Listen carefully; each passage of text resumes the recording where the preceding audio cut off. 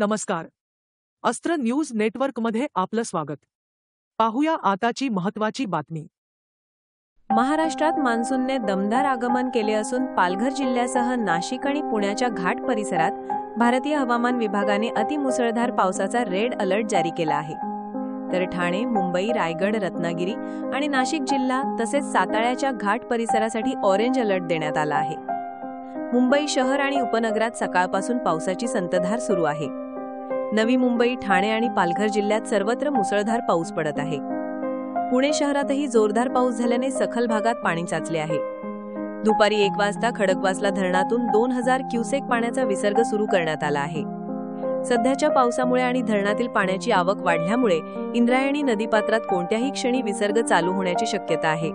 त्यामुळे पाटबंधारे विभागाने नदीकाठच्या नागरिकांना आणि विशेषतः वारकऱ्यांना नदीपात्रात न जाण्याचे आवाहन केले आहे.